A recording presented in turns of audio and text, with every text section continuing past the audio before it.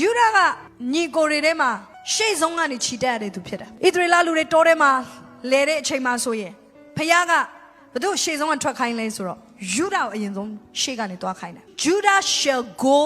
first ရှေ့ဆုံးကနေဥဆောင်ခိုင်းတယ်သူဖယားကုတ်ကလည်းသူနဲ့ပတ်သက်ပြီး prophet ပြုတဲ့ကဘယ်လို prophet ပြုလဲဆိုတော့ယူဒဟာနဲ့ညီအကိုတွေကိုအုပ်ဆိုးရတော့သူဖြစ်လိမ့်မယ်သူဟာ kingly anointing ရှိတဲ့သူဖြစ်တယ်ဘယင်ရှင်ဘယင်ဘိတ်သိက်ရှိတဲ့သူဖြစ်တယ်သူ့ထဲကနေပြီးတော့ယာဇလန်ဒန်ပေါ်လာမယ်တကယ်လေဟုတ်တယ်ဒါဝိတ်ပေါ်လာတယ်ယေရှုပေါ်လာတယ်ဂျူဒရဲ့ anointing ကဘာလဲ leadership anointing kingly anointing ဖြစ်တယ်ဒါပေမဲ့ယူဒတစ်ချိန်လုံးကတော့ तू ကဘာလုပ်ထားလဲဆိုသူ့ရဲ့စုဂျေဇုသူ့ရဲ့ဗီဇကို तू ကအထုပ်မသုံးဖြစ်တယ်သူ့ရဲ့ညီအကိုယောသတ်ကိုအားလုံးကဝိုင်းပြီးတော့တွင်းထဲကိုတွန်းချတဲ့ခါ तू ကလည်းအလိုတူအလိုပါဖြစ်တယ်တကယ်တော့ तू တားရင်ရရမှာသူညီကိုတွေပြောမှာဒီလိုမလုံးနဲ့ငါတို့ညီကိုမထိနဲ့ဒီပုဂ္ဂိုလ်ကငါတို့ရဲ့သွေးသားချင်းဖြစ်တယ်သူပြောရမှာဒါပေမဲ့ तू မလို့သူရဲ့ leadership ကို तू အသုံးမပြုဒါပေမဲ့ဘုရားခင်ကသူ့ကိုပြန်ပြီးတော့ restoration လုပ်ပေးတယ်သူ့ restoration လုပ်တဲ့အခါယူဒကဘာဖြစ်လာလဲဘုရားရဲ့ရှေ့မှာချီးမွမ်းတဲ့သူဖြစ်လာတယ်ယူဒဘာဖြစ်လာလဲဒါဝိဒ်လိုမျိုး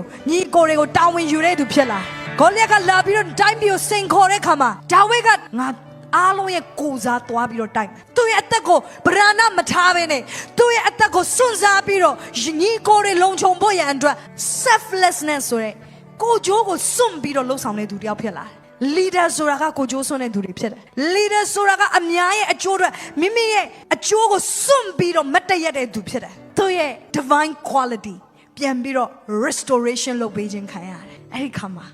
ဘုရားခင်ကသူ့ကိုအသုံးပြုပြီးတော့လူတွေကို occupy ဖြစ်ရတဲ့ခွင့်ပေးတယ်လူတွေများစွာဒါဝိဒ်အဖြစ်လွတ်မြောက်ရတယ်လူတွေများစွာဒါဝိဒ်အဖြစ်ငြိမ်သက်ရတယ်ဒီ Judah anointing ပြန်ပြီးတော့ restoration ဖြစ်ဖို့လိုတယ်အချို့လူတွေက you have to occupy ဟုတ်တယ်ငါအောင်မြင်မယ်ဒါပေမဲ့သူတို့မှာဖျားရှာတဲ့ quality မတွေ့တာဝန်ယူခြင်းစိတ်လည်းမရှိဘူး selflessness ဆိုတဲ့လူတွေအတွက်ကိုကြိုးစွန့်ခြင်းနဲ့စိတ်လည်းမရှိဘူးခေါင်းခံခြင်းနဲ့စိတ်လည်းမရှိအဲ့လိုမရဘုရားခင်ဒီတဲ့ divine quality ကိုတွေ့ရပါစေဘုရားခင်ဒီတဲ့ divine quality ကိုပြန်လဲ restoration လုပ်ပေးပါစေအဲကြောင့်မလို့ယူဒကရှေ့ဆုံးကနေသွားရတယ်ရှေ့ဆုံးကနေဘာလုပ်လဲယူဒဘုရားခင်ကိုရှေ့ဆုံးကနေချီးမွမ်းတာဖြစ်တယ်ယောရှဖတ်မင်းရဲ့အဖွဲ့ဒီ